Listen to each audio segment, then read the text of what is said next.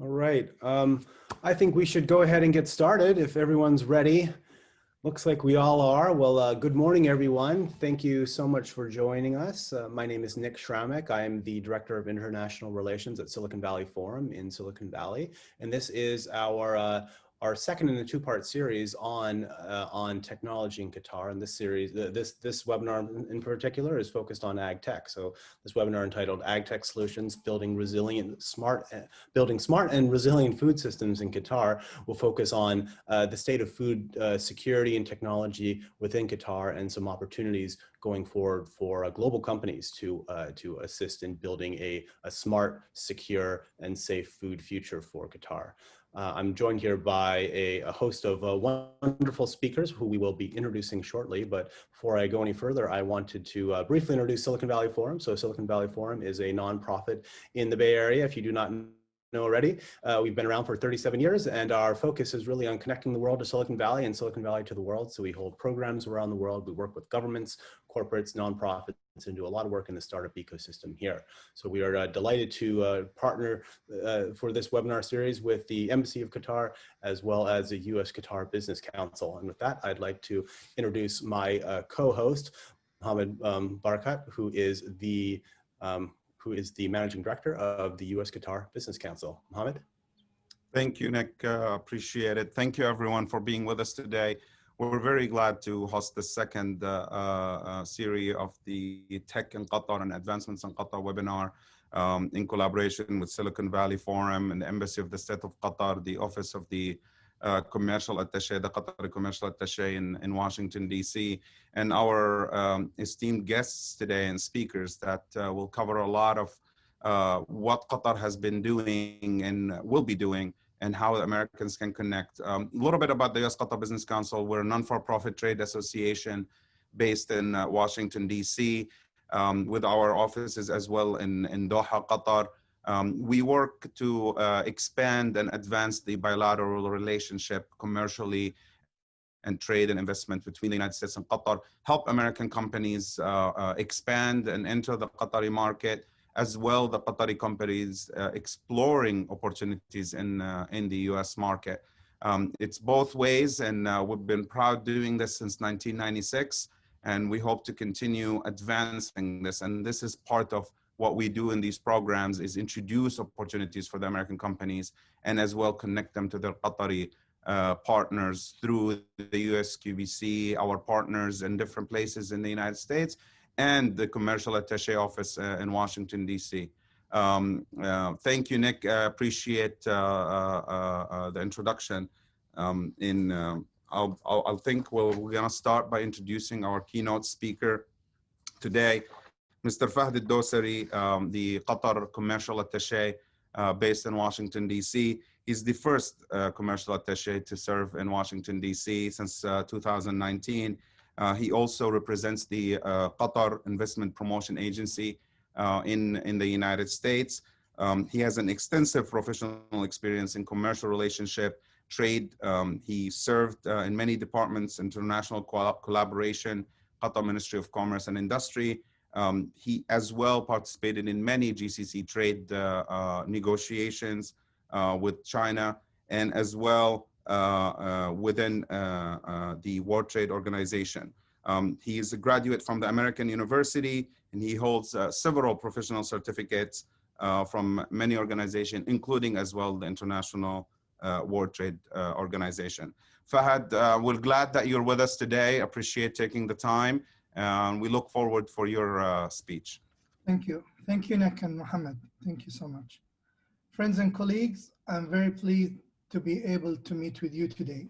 I would like to thank the Silicon Valley Forum and the U.S. Qatar Business Council for organizing this event, as well as the distinguished representatives from Qatar Development Bank, Hassad Food, and Arable Labs for graciously volunteering your time.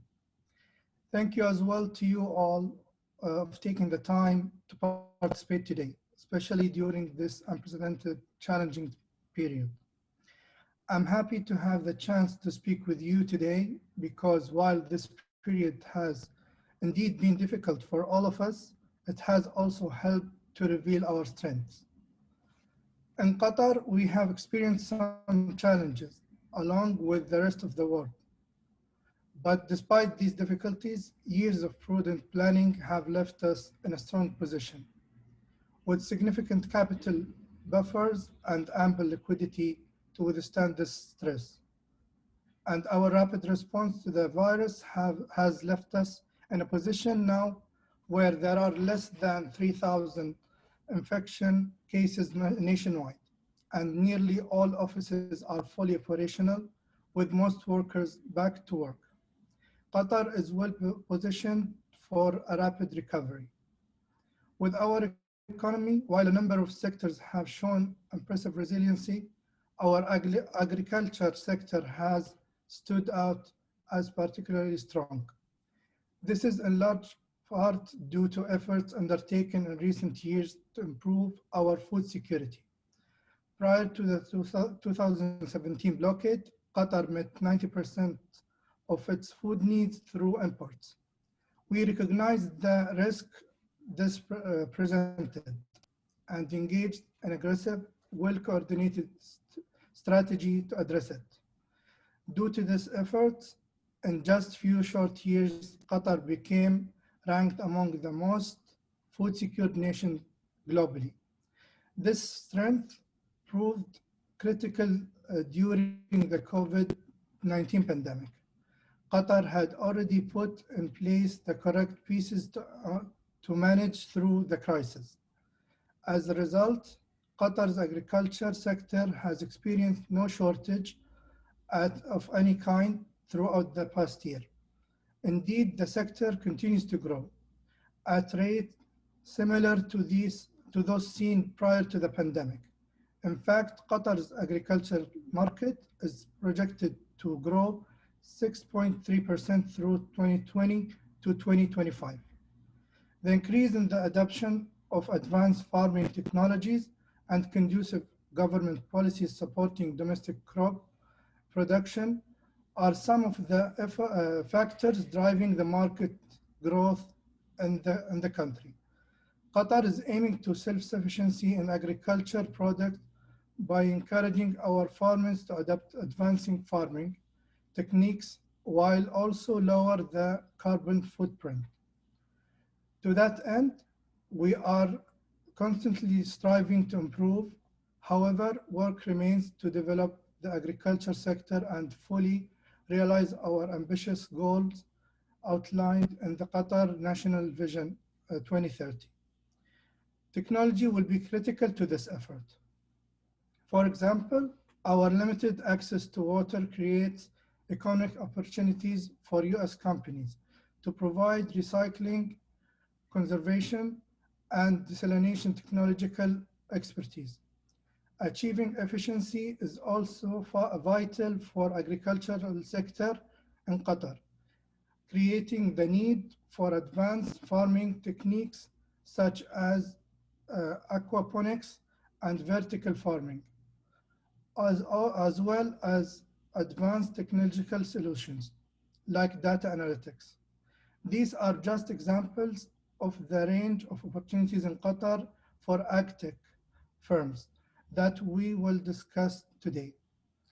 As we continue to work to realize our vision for the agriculture sector, we are confident that the United States will be a central partner. The United States is already our most important trading partner, and our economic ties have never been stronger. Our bilateral trade is at an all-time high. More than 700 US companies already operate in Qatar. Our investment in each country supports tens of thousands of jobs. All told, our economic partnership today is worth more than $200 billion. But in Qatar, we believe that we have only just begun to realize the economic opportunity in our partnership. There remains enormous potential for our economic ties to grow to our mutual benefit. Cooperation in agriculture, and particularly in agtech, represent a clear path toward further developing the already strong Qatar-US economic relationship.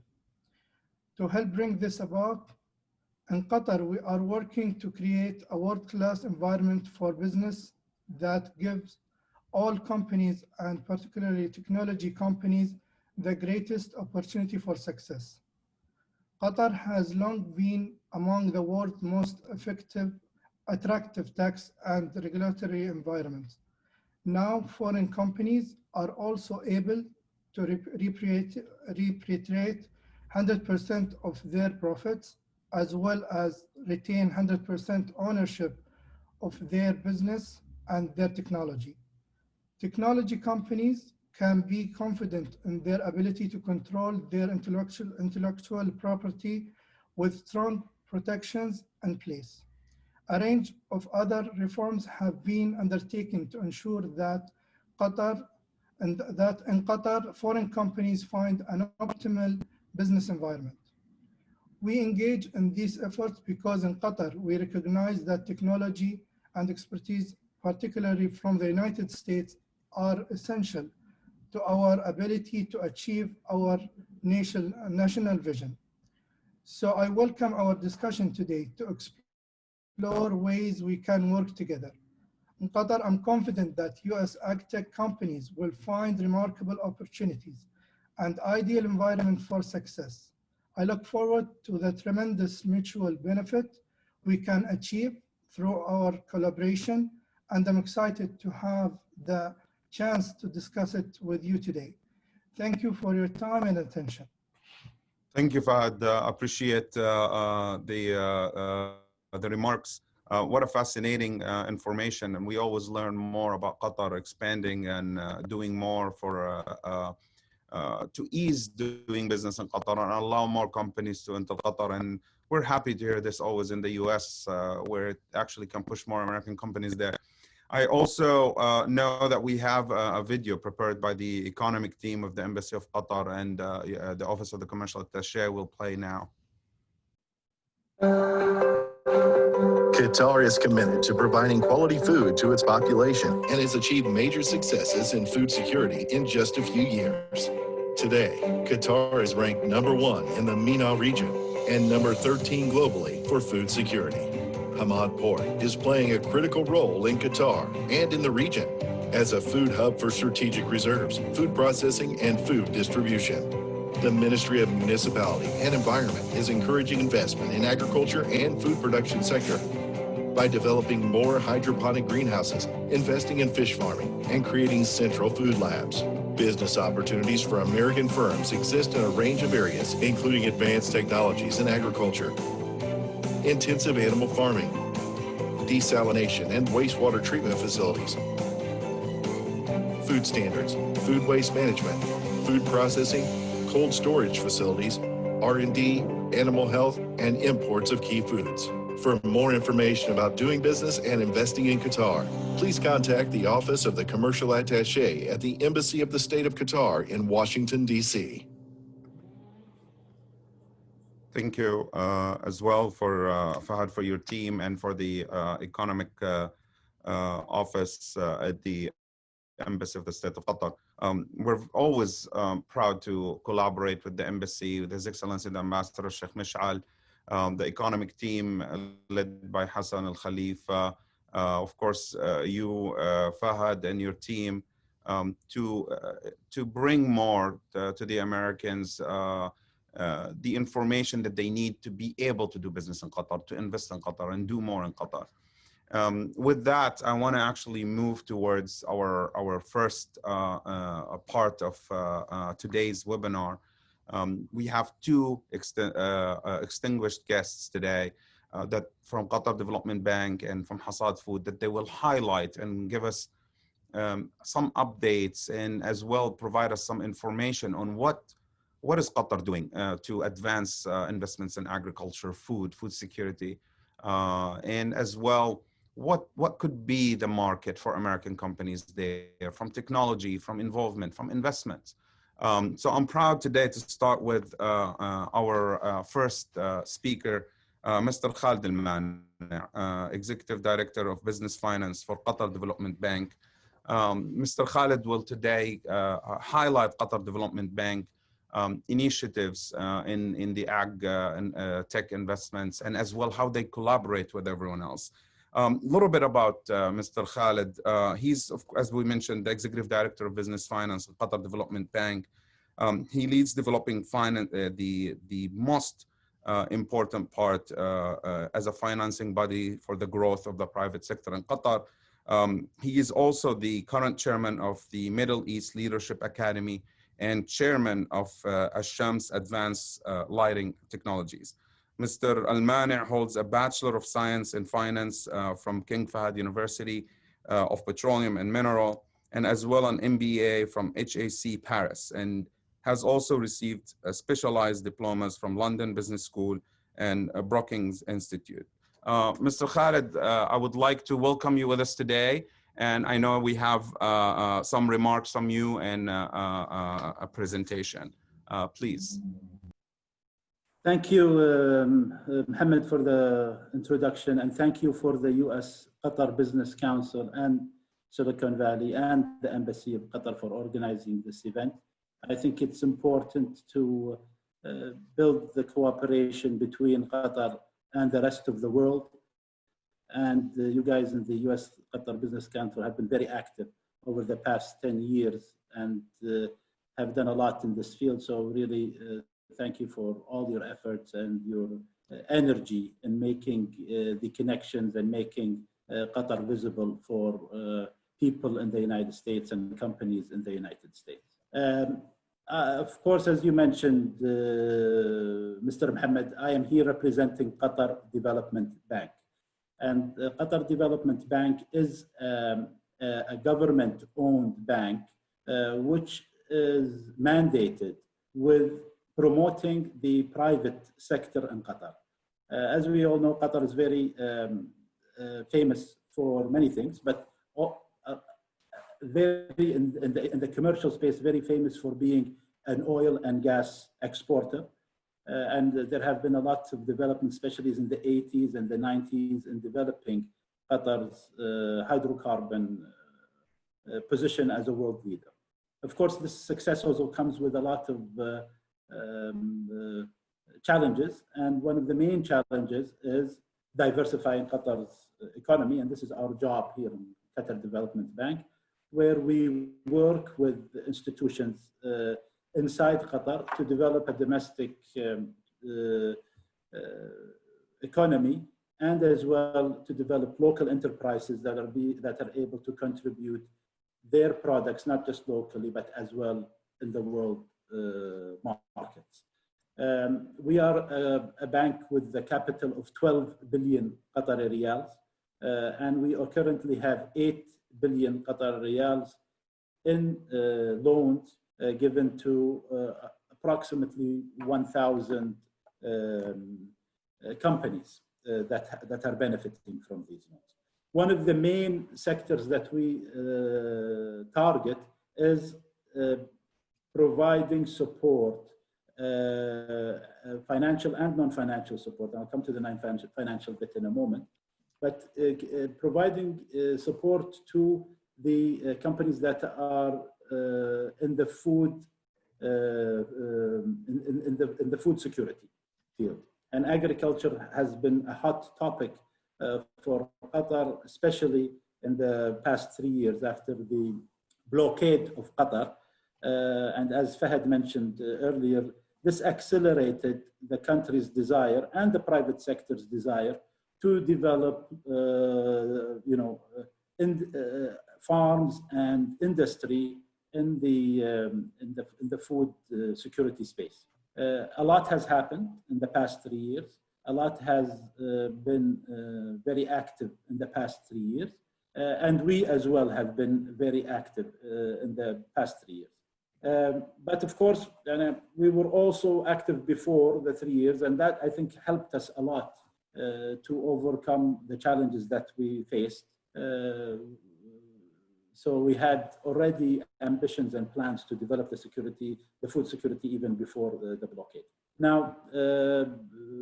with that, I want to as well highlight a little bit of what we do in terms of providing help to companies. Because I did mention the numbers around the banking and the numbers around what we do in terms of loans, but that's not only what we have in our portfolio. We are also very active in other areas. One of them is providing incubation and acceleration services. We own one of the biggest incubators in the Middle East, which is called Qatar Business Incubation Center. And this incubation center is directed towards industry. We also have started something called the Sports Accelerator, which was part of our roadmap towards from now until 2022 to as well develop a sports industry here in Qatar. And we've been active in the sports industry in the past 2 years. We have also a fashion incubator where we started just recently. Our ambition, and we are thinking seriously to have a agriculture incubation activity. This is something in study and perhaps something that we can work with companies in the United States to develop. I also want to highlight our activities in providing financial services to the local companies. As we know, we have the loan program, but also we have something very interesting, and I feel very happy about, because it started 2 years ago, to help as well homeowners and not just companies. So we have ambitions that we want the family, the family to start growing at home. That's why we launched something called the home farming product.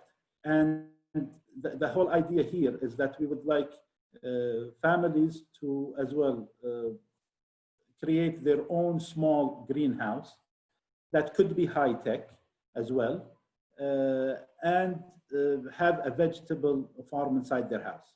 In Qatar, if people have been visiting Doha, they would understand that a lot of people live in villas, and villas will have usually space in the gardens or in their roof where a small unit can be placed as a home farm. And we have a specialized product towards that, where a homeowner can basically apply to Qatar Development Bank for a loan to get to build a small greenhouse and as well get education.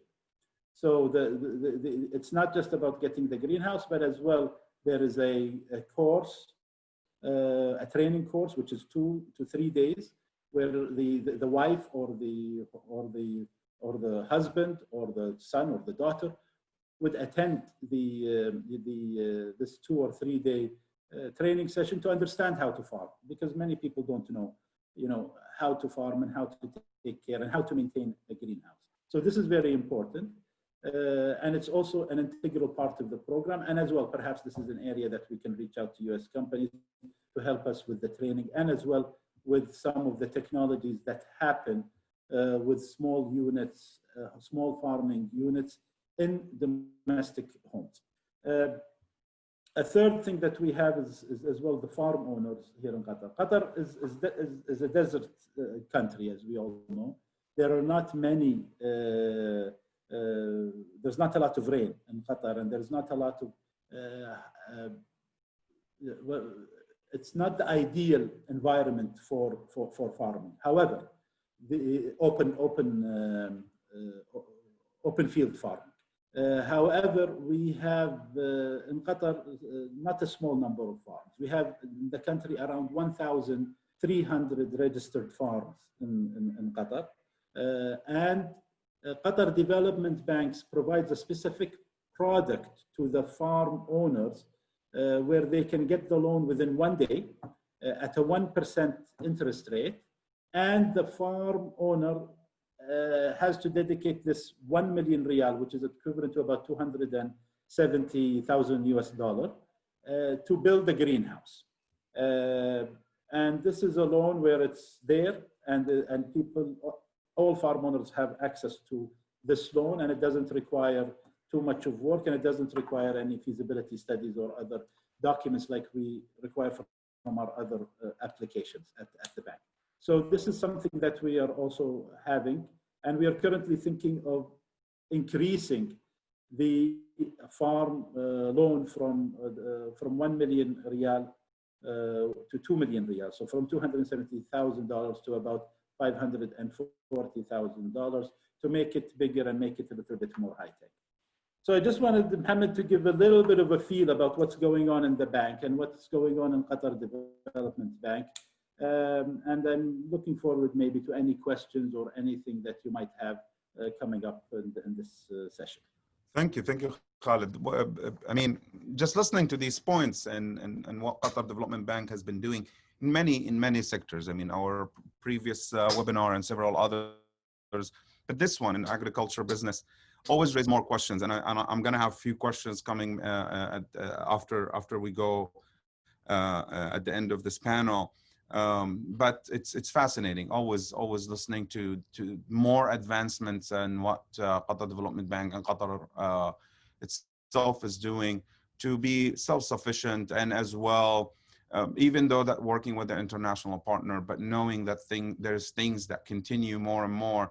And I heard many stories. I mean, we heard it from the Americans in advance that Qatar has dealt with the blockade in 2017. But as well, that was a learning curve as when COVID-19 hit. Qatar was more prepared than many other nations, I would say, because they had dealt with similar situation in a way or another. And I'm going to have more questions on what QDB can do with that. But I want to go now to Mr. Mubarak Rashid Sahuti, the Executive Director of Commercial Relationship at Hassad Food. Mr. Mubarak will cover one of the fascinating programs that Qatar established, Hassad Food, for food security advancements, working with partners locally and internationally as well, to fulfill many of the national security food program, Qatar National Security Food Program, the vision, Qatar Vision 2030, that includes as well a lot of self-sufficiency, working with many international partners. Mr. Mubarak has very wide, diverse professional experience working on the tenders, the contracts, plants evaluation, managing production process and food marketing. He as well held many key positions at Qatar General Electricity and Water Corporation, Kahrama. He is as well the chairman of the Qatari Tunisian Company for Food Industries, a board member of National Food Company, and as well board member of the Arab Qatari Company for Agricultural Production. Mr. Mubarak have a bachelor degree in management and economics from Qatar University, and many years of experience and professional learning experiences and from many institutions. Mr. Mubarak, thank you for being with us today to highlight Hassad Food and Hassad Food programs, and we're looking forward to hear from you today. Please. Thank you, Mr. Mohammed. Bismillah ar-Rahman ar-Rahim. First of all, I'm happy to join this webinar, special with the United States area, which Hassad Radar focusing in this area, especially these years. First of all, Hassad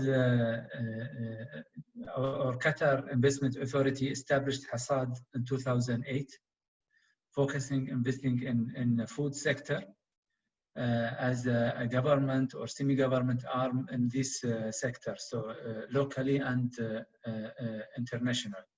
Hassad has some investing in Qatar, which many area and many sector. In greenfield or fruit and vegetable, and also animal feed, also some operating processing for vegetable, and at the end for also established the central market to selling these items or Qatar food. Let me continue with international Hassad investing. We can say about the strategy, if we want to speak about the Hassad strategic investing for especially outside or international. Hassad has in Australian investing and also in Turkey or Canada, and there are many countries we have a sharing in some companies, special in food. We are interested to invest or find companies in United States, especially in food technology. As Mr. Khalid he mentioned, the food technology is very important, and they are looking for companies which can provide their technology in Qatar. Hassad willing to find these companies, invest with their equity or their capital, and sharing with them their successful and bring their technology in Qatar to support Qatar food security or support the farming Qatar. Especially in the technology we are looking and starting from, including farming input or farm management or electronic trade platform. These three keys we are willing to find these companies. Hassad is not interesting to start with a starting company or from the zero. We are looking for the companies which already they have established and they have successful history. We can join with them. We are focusing the minority share with this company to be a shareholder with these companies.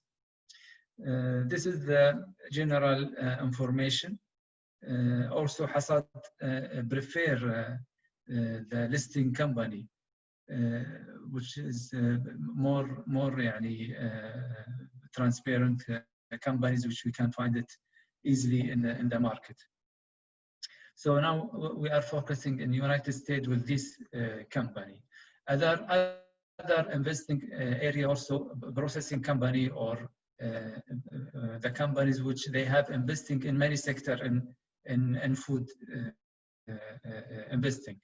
We are not interested to investing with the company which only greenfield or only agriculture area. This one takes a long time to work, and it has many challenges. We are comfortable to find the companies which more in the processing, marketing, or they have manufacturing and food sector. This is the other strategic also in Hassad looking for. But now mainly we are looking for the technologic food companies. This is from our side in short period. Thank you, Mubarak. I appreciate highlighting what Hassad is and what they're looking for specifically from the U.S. market. It's very interesting. And what I noticed, and from what you were telling us today, that Hassad knows exactly what they're looking for from the United States, which makes it easier for everyone. Hopefully, people from our participants today, companies in the West Coast and Silicon Valley, in some of these fields that you mentioned, but as well across the United States, knowing that Hassad have a specific focus. They know exactly what they're looking for.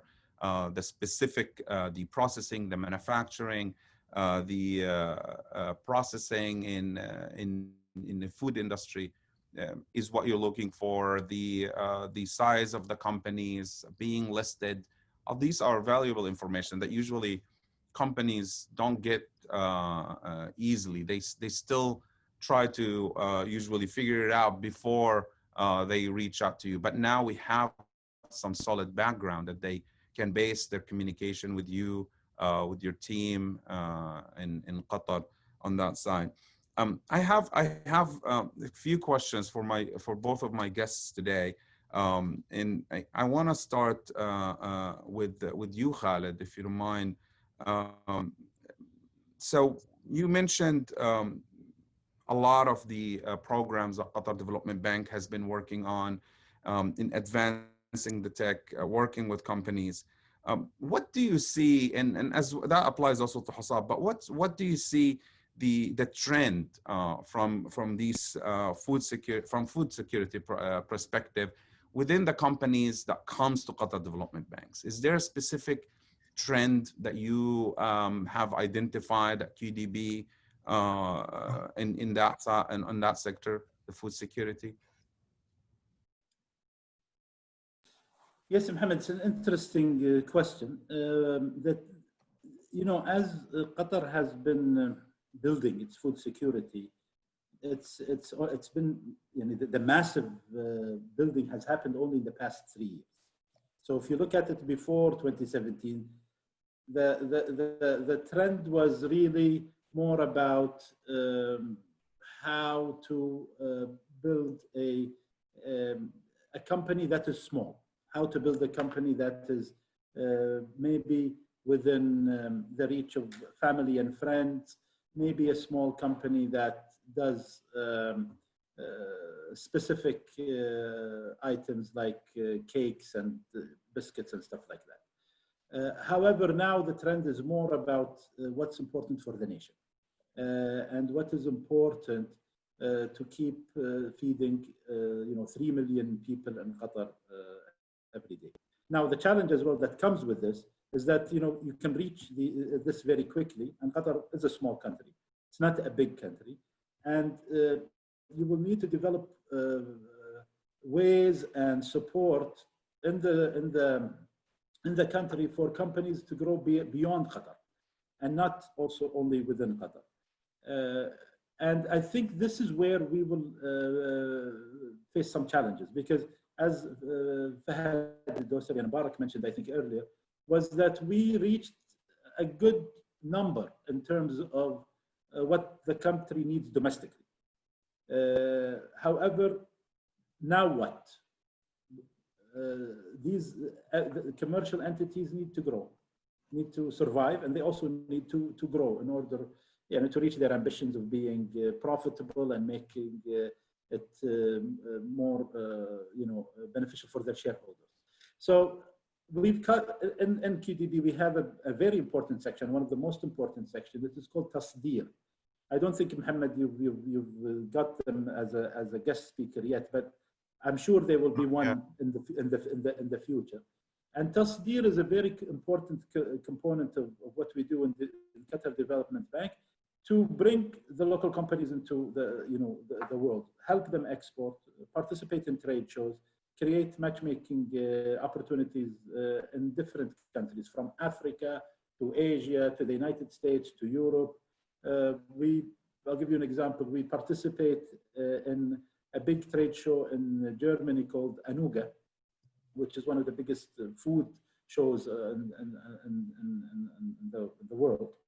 And we take with us about 30 local companies, free of charge. We give them each space in the conference, and we try to promote them as an exporter in this event. So it's that type of things that we're trying to do. And the trend, honestly, is that companies are getting more professional. Companies are getting more to the level that you see in a good supermarket in Europe or in the United States. You can see the Qatari products make it and be visible and be admired and appreciated. So quality is happening, I think, as well at a very fast pace. Thank you. That's interesting how you describe it, the timing and the moving from one to another 3 years ago and today and all of that. And speaking of the exporting, we actually did a small webinar about exporting companies with QDB a few weeks back, trying to do matchmaking with some American companies. There were specific sectors that might be not, I don't think they were on covering the agriculture or the food, but there was many other sectors sectors that's covered in that one. We would like to do more in covering these parts. And I want to go to you, Mubarak, in here. You have mentioned how much Hassad has done. I mean, 2008, it was established and they started working and investing in many countries and many companies. Where do you see Hassad today when it comes to the agriculture output?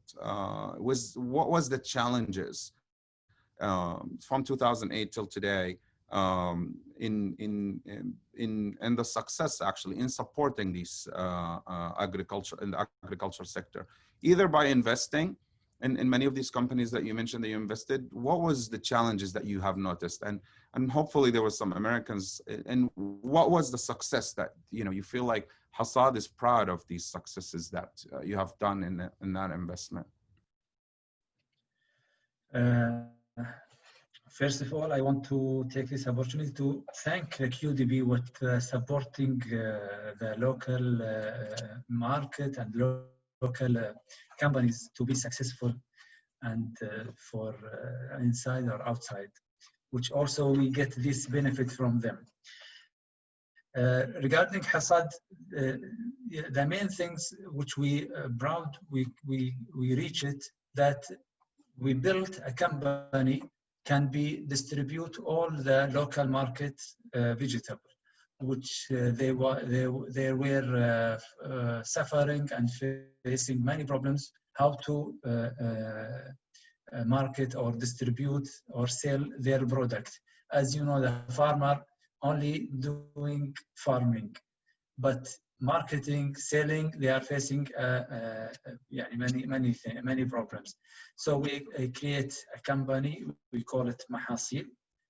This company buying the product, making in a good packing, sell it on a shelf with a good image for the local product in Qatar, which support this farm, let them to focus on their farming, invest more, increase their product, increase their quality to reach the, for example, the Europe quality, always the top. Now we found some, many farmers now be reaching with this quality. Hassad, the challenge what we are facing, how we support the private sector to be successful in general in Qatar. As I mentioned, we built or we developed the central market. This central market is focusing mainly for the local product. For example, the fish product, farming product, and also livestock product. So we make we develop a three sector or three kind of central market, each one focusing for this sector. This kind of business little bit difficult to be how to be invest in platform or an area which usually it's difficult to be successful or profitable way. This is the challenge what we are facing. In our private investor, for example, the area of Qatar and the water and also the planet, it's a little bit difficult, facing many difficulty to be comfortable and giving a good product. So we are looking for the technology. We are trying to invest in searching how we can find the technology which we increase our product and reduce the water consumption. Thank you. That gives a lot of highlights, and it's fascinating to see the difference between the successes and some of the challenges. And of course, like every country has their own challenges, but there's specific challenges that faces Qatar because of what you mentioned, which is great. I know I mean, all the things that you guys have mentioned to us today, I mean, I would say this panel can go on and on, but for the sake of time, and then I know we have also more guest speakers to talk today, I just want to maybe ask you this, and for both of you, and give us a highlight, how these American companies can, engage with you. How can they pursue some of these ag tech opportunities that you mentioned and discussed and presented? Who do they contact? Do they work with you directly? I know they can, of course, reach out to the commercial attaché office and they get to you, but how can they find more about these ag opportunities and getting in touch to answer a lot of their questions that came from probably today panel? From my side, always the channel is open, especially with US Qatar Business Council, and you are welcome if they want to go coming through you. You are welcome to get any information, any link with the higher management or the decision maker. Always you are welcome. This is from our side, Hassad. Thank you, that's great. Khalid? As well, I think from QDB as well, I think I mentioned the Tasdeer team in QDB, the export promotion team in QDB, has several fantastic events that are available even now virtually and they're specific. So one would be on that's the plastic sector, and I'm sure they have 2 or 3 events annually on the global sector. I don't have them right now, but they're on the QDB website. And these are good events for matchmaking, good events to understand what's going on, and good events to see the private players in Qatar. And usually once we have a business idea or a business concept, then QDB could be a bank for these ideas. Thank you, Mubarak. Thank you, Khalid.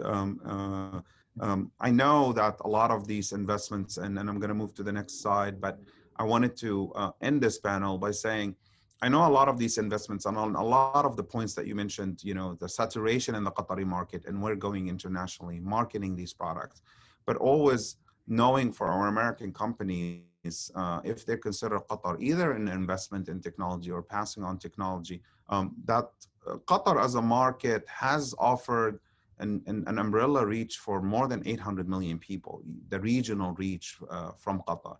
As a regional hub, the free zones that they established, the logistical zones.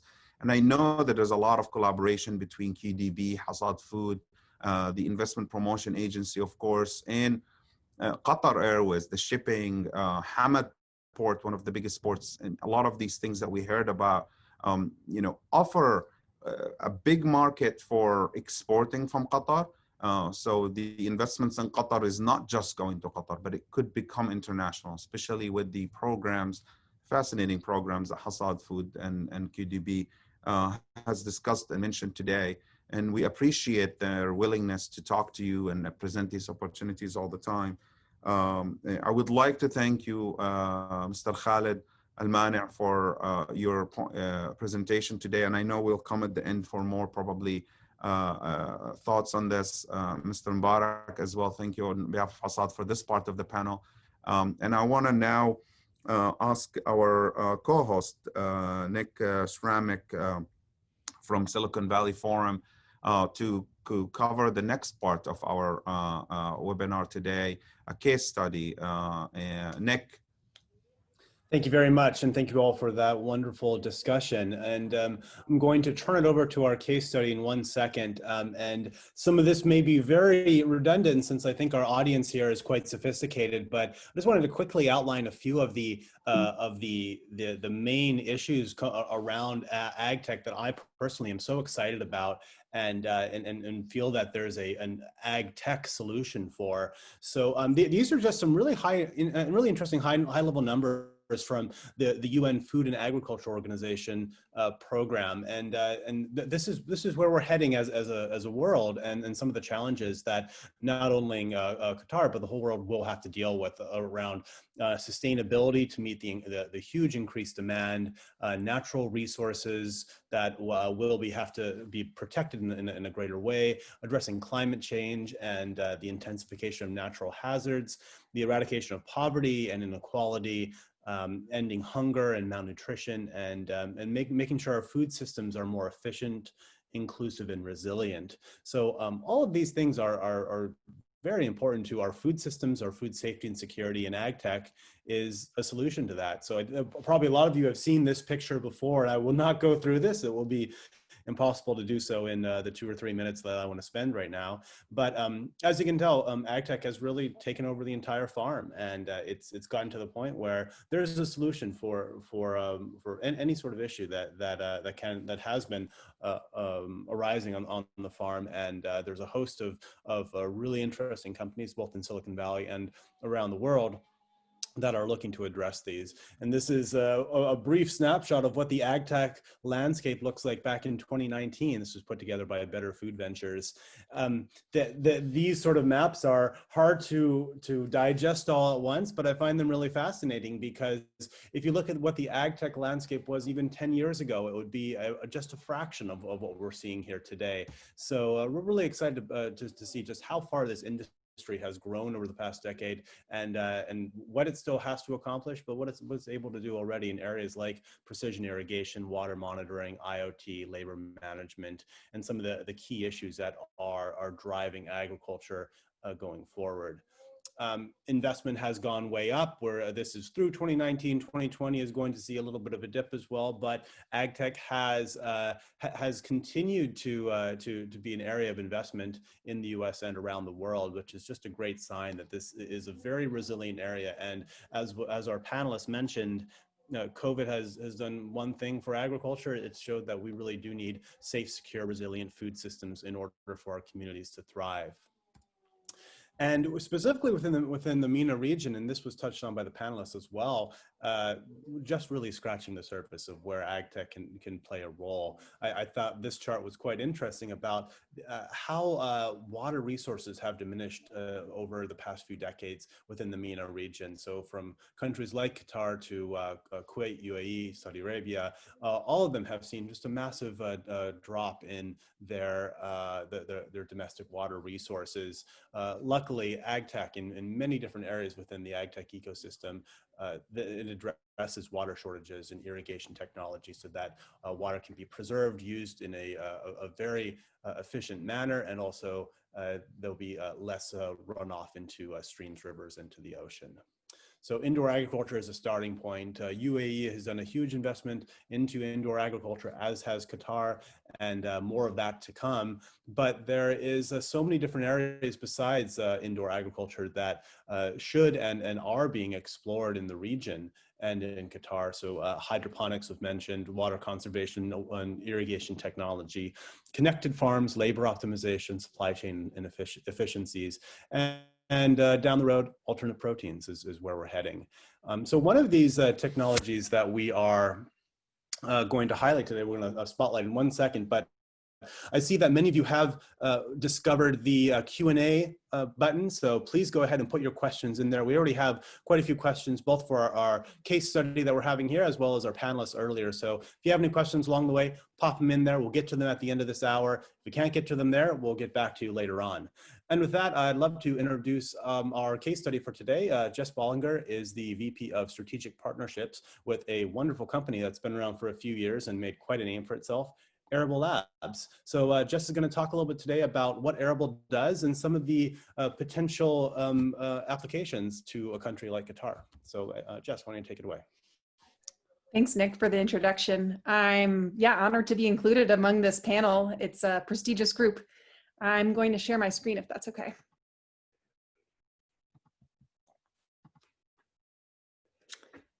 So we started Arable about 5 or 6 years ago now, with the need to have better weather data and in-field data on crop health and how crops were maturing throughout the season. And with that, we built a very small device that you're seeing here on the left side of the screen, and it weighs about 3 pounds. And so the intention is that it can ship anywhere in the world. It's pretty inexpensive. to get to different locations, and it connects through global cellular to immediately start sending back information about how the plant is performing in the field. So it will collect information on traditional weather parameters, temperature, relative humidity. It does precipitation by listening to the sound of the rainfall as it hits the dome of the device. But then it also has a bunch of plant sensing inputs on it as well. So infrared thermometers and a 7-band spectrometer that allows us to really track crop health and performance throughout the season. All this is to say that we can pull in really great analytics that help us understand exactly how the crop is growing and what is it experiencing. And we can divide these up to look at, how much precipitation is received by different growth stages. We can detect, how much water stress the plant is experiencing. Using the same device, we can connect third-party sensors to look at soil moisture, soil temperature, pressure switches for irrigation runtime. And in that vein, it has a lot of applicability to greenhouse operations and really being able to fine-tune and control exactly the amount of water that the plant needs by growth stage. Because of the ability to track the NDVI or the biomass on the device using spectral sensors pointed at the canopy, we use that to approximate the amount of vegetative area that can transpire water through evapotranspiration. And that gives us an indication based on the weather forecast and weather data that we're collecting, how much water is going to be lost by the crop over the upcoming week, and allows for managers to add in the exact right amount of water that they want to apply to the crop to deliver the growth that they expect, but then also fine tune it for the amount of stress that they want for high value specialty crops. And so we've really taken a very holistic approach to water balance. We're measuring the plant, the soil, the weather, precipitation, and then any water inputs. And we're also defining water inputs by growth stage. So we make it really easy to optimize the water use by what exactly the crop needs for the growth stage that it's in. So during certain points of a plant's phenological process or cycle, they are going to need more water to produce yield. And then oftentimes in the latter half of the season, they don't need as much water because they're going into that period where they're producing the fruit and maturing. And so the system is meant to make it so that you're really conserving water and using only what you need. And this is really important for the growers that we work with in California, and then also with some of the irrigated corn growers that we work with in Western Nebraska, just because they're over aquifers that are becoming more limited into how much water they can pump out in a given season. And there's a higher and higher cost every year to being able to pump out that water. There's a few other cool things that we can do. So because we have this spectrometer pointed at the plant canopy, we can see the biomass on a daily basis and as it's changing over time. Again, we can track it against the growth stage, so you can see if a crop is underperforming, pretty much, as soon as the season starts. And this makes it, more possible to take micro decisions and, apply different treatments and different chemicals to help crops catch up and have that yield optimization that you want to increase profitability for the farmer. Yep, so just, I think, because we collect all this data on the crop and the plant itself, it becomes easy to start to compare different locations, how they're performing, what crops are right for different locations. And more here about, how we can pull in all the different information to start reducing water and energy costs. And just showing quickly here, it's really easy using the NDVI to start to track when a plant is performing suboptimally. And like I said, if there's something you can do to, put in a fungicide treatment or, some type of growth regulator to change performance trajectory, it becomes much easier to optimize for profitability for the growers. So I'll stop there and turn it back over to Nick. All right. Well, thank you so much, Jess. That's very helpful as a case study of one application of AgTech, one of hundreds out there of what's happening in this space right now that could have applications for a country like Qatar. And maybe, Jess, if you could just touch on from your experience, you know, one issue that we've been speaking on this call is food security and adding predictability to any sorts of organic system is tough to do, but is very valuable. How does Arable, as an example, allow for growers to have more predictability in the way that they conduct their business? It's a great question, and we see it at two different tiers. So the data that I was just showing really helps with the operational aspects of, you know, being able to track what the inputs are, what the weather is, and your expectation of how the plant is going to perform. But then having that closed feedback loop of looking at the spectral data, the infrared sensors, and seeing the canopy temperature and the amount of biomass generated, you know, for each of the growth stages, and, you know, having that mental model of, is this what I would have expected for this time? And if it's not, being able to take that immediate action to, you know, change the course or improve the performance of the product. And there's so many different inputs, biologicals, you know, new tools coming out that really can help if you have the information at the right time to make that behavior change. I would say at the second level, what we're seeing now with some of our customers that are, you know, these large CPG companies that are producing food around the world, is that they're looking from a procurement perspective and a food security perspective of being able to have all of the, you know, looking for, I guess I wouldn't say like disasters, but, you know, adverse weather events that are going to impact supply chains, but being able to have then another level up of this data that tells them, you know, 80% of your farms are at this growth stage, this year, you know, location in Malaysia experienced this typhoon at this point, and it's, you know, caused this much of the crop to be damaged, and really having a much more comprehensive tool of understanding, okay, the supply side fluctuation on this side has really impacted what we would expect to be getting. So how can we make it up, and how can we more immediately take a step back and say, you know, what can we do to fulfill, you know, what we're trying to achieve for this, you know, this period of time. Interesting.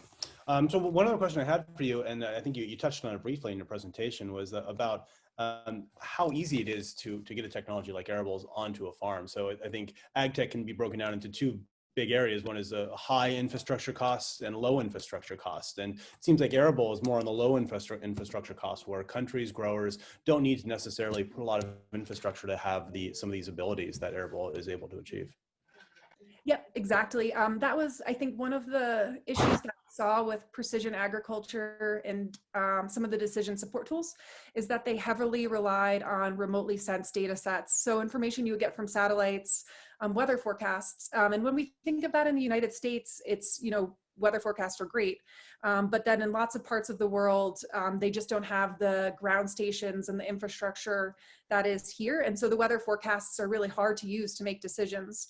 And so what we were seeing were that like a lot of the precision ag tools weren't having the adoption that you would expect. And it's just because the data wasn't precise enough to really help drive the decisions that, you know, it was trying to on the field. And with that in mind, it's also, you know, it's hard to have just obstacles out in the field when you're moving tractors through them.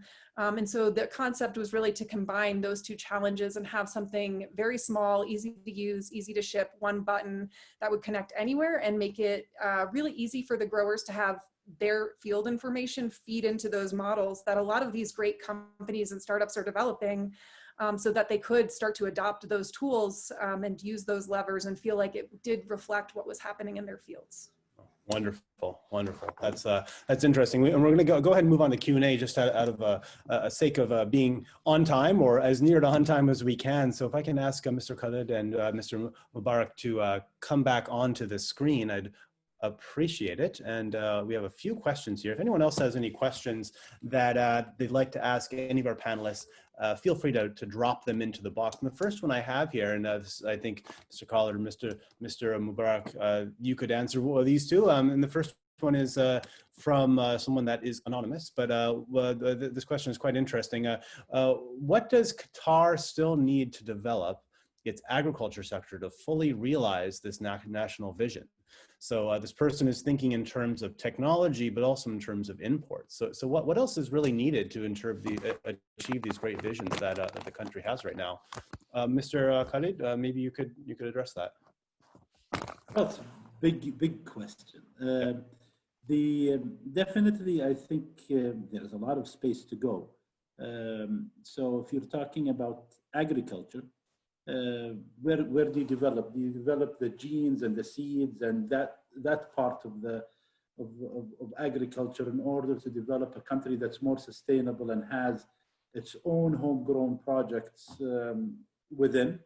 That's definitely an area that we would like to perhaps look at and explore. The genetics of agriculture. And then as well, going into another area, and I think there's another question, because Qatar is very scarce in water. So how can we utilize water more efficiently and as well in a way that is more targeted towards making agricultural growth is very saving the waste in the water life cycle is I think very important. Another area that I feel is also very important is the diversification of our agriculture, because in Qatar we already have, I think, a very good line or a very good energy and movement with vegetables. But what about grains, and what about rice, which is also something that we eat a lot here in Qatar? These are not something that we have in full capacity, and we don't have enough to feed the country. So although vegetables are moving, there are certain agriculture components that we don't have, and those gaps are present. Interesting. And Mr. Mubarak, maybe you can jump in on from the perspective of Hassad Food, needed imports and needed technologies to really achieve these visions. Actually, both of them we needed to Qatar.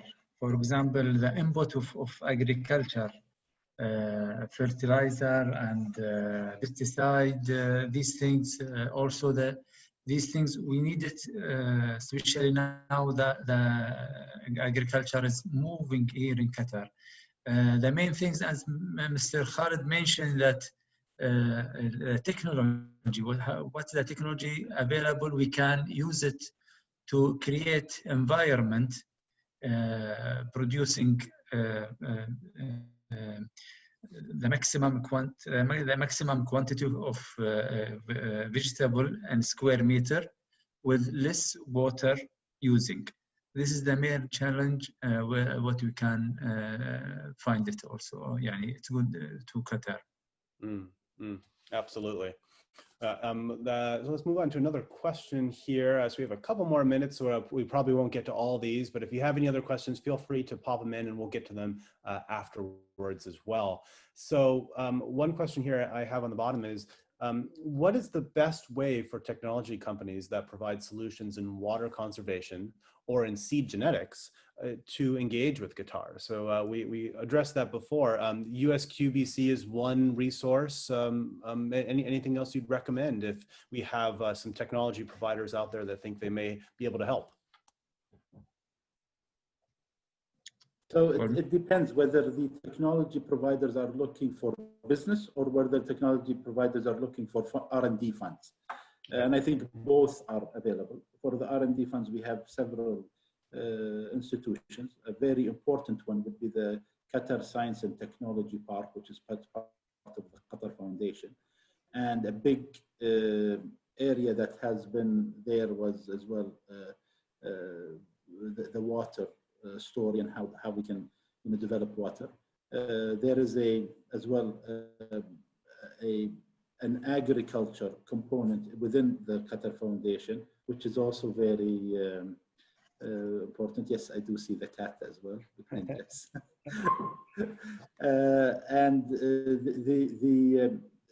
So these two are very important, I think, in terms of the R&D. For businesses, you mentioned the Qatar Business Council is very important.